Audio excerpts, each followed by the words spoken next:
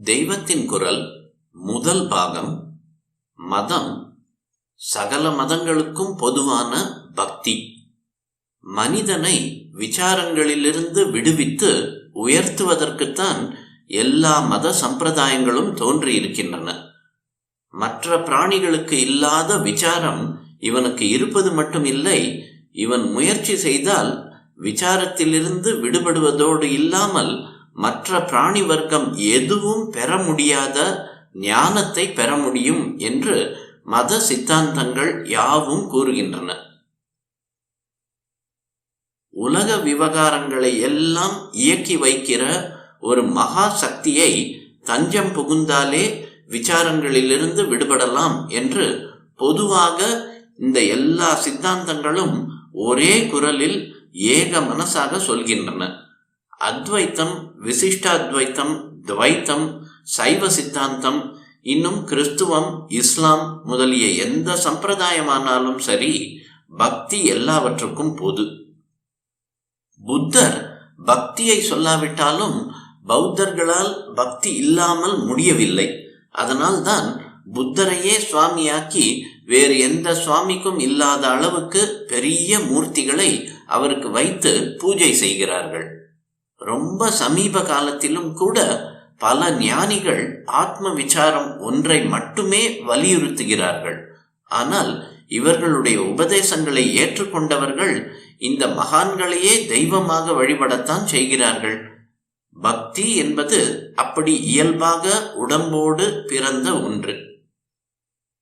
அத்வைதத்தின்படி பக்தி செலுத்துகிற போது ஈஸ்வரன் வேறு, நாம் வேறு என்கிற எண்ணம் இல்லாமல் அதுவே நாம் என்கிற அபேத பாவத்தை கைக்கொள்ள வேண்டும். பகவான் என்று மகா சக்தியாக, சர்வஜனாக, எல்லாம் அறிந்தவன் ஒன்றை வைத்து பக்தன் என்ற அல்ப சக்தன், கிஞ்சித்ஞன், சிறிதே அறிந்தவன் பக்தி பண்ணுகிறான். இரண்டும் எப்படி ஒன்றாகும் என்று கேட்கலாம். அப்படியானால் பகவானுக்கு நாம் வேறா? பகவானுக்கு வேறாக மற்ற வஸ்துக்கள் இருக்கின்றனவெனில் அதெல்லாம் எங்கிருந்து வந்தன? வேறாக எங்கிருந்தோ வந்த வஸ்துக்களை அவன் எப்படி ஆட்டி படைக்க முடியும்? இப்படி யோசித்து பார்த்தால் ஒரே பரமாத்மாதான் ஈஸ்வரன் என்கிற சமுத்திரமாகவும் பலவிதமான ஜீவராசிகளான குளம், குட்டை, கிணறுகளாகவும் ஆகி கடைசியில் உத்ரணி ஜலத்தில் வந்து நிற்கிறது என்று தெரியும்.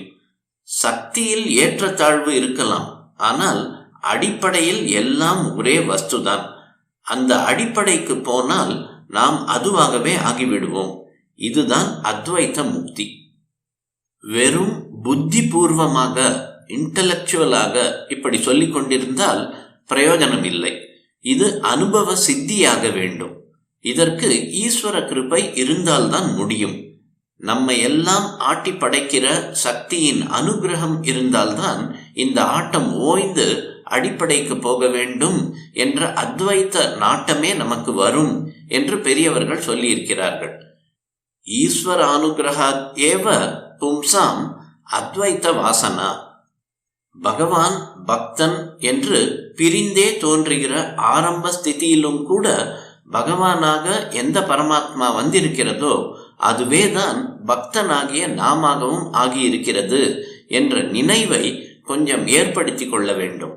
இதனால் பகவானிடம் நம் அன்பும் அதிகமாகும். ஏனென்றால் நம்மை விட நமக்கு பிடித்தமான அன்பான வஸ்து இல்லை அல்லவா?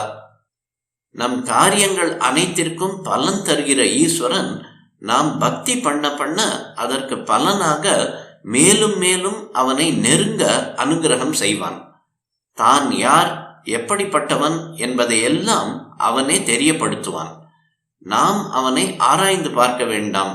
அவனே நம் பக்திக்கு இறங்கி தன் இயல்பை தெரியப்படுத்துவான். கீதையில் பகவான் இப்படியே சொல்லியிருக்கிறார். பக்த்யா மாம் அபிஜானாதி யாவான் யஷ்சாஸ்மி தத்வதஹ. இவ்வாறு ஈஸ்வரனின் அனந்த கல்யாண குணங்களை அறிந்த பின் அதையே பக்தர்கள் ரசிக்கிறார்கள். ஞானியோ இந்த குணங்களுக்கு ஆதாரமான நிர்குண சத்திய நிலையை பகவத் அனுகிரகத்துடன் அடைந்து அதில் இரண்டர கலந்து விடுகிறான். இதற்கும் சகுண உபாசனை தான் ஆரம்பமாய் இருக்கிறது. இந்த சகுண உபாசனை அல்லது மூர்த்தி வழிபாட்டுக்காகத்தான் இஷ்ட தேவதை என்ற கருத்து நம் மதத்தில் இருக்கிறது. மற்ற மதங்கள் கடவுள் என்கிற ஒன்றை சொல்வதோடு நின்று விடுகின்றன. இந்து மதம் என்று சொல்லப்படுகிற நம்முடைய சனாதன தர்மம் அந்த ஒரே கடவுளை அவரவர் மனோபாவப்படி அன்போடு நெருங்கி வழிபடுவதற்காக பல ரூபங்களில் பல தெய்வ வடிவங்களில் நமக்கு காட்டுகிறது. இந்த ரூபங்கள் வெறும் கற்பனையில் உண்டாக்கப்பட்டவை அல்ல. ஒன்றாக இருக்கிற பரமாத்மாவே தான் இப்படி பல மகான்களுக்கு தரிசனம் தந்திருக்கிறார். அவரவர்கள் அந்தந்த மூர்த்தியிடம் பிரத்யட்சமாக பழகி உறவாடி பக்தி செய்திருக்கிறார்கள். அதே மாதிரி நாமும் தரிசிப்பதற்காக இன்ன மந்திரம் இன்ன விதமான உபாசனையை பின்பற்றினால் இன்ன தேவதா ரூபத்தின் தரிசனத்தை பெறலாம் என்று வழிகளை வகுத்து கொடுத்திருக்கிறார்கள். வழிபாட்டு முறை எதுவானாலும் பக்தி என்கிற பாவம் பொதுவானது.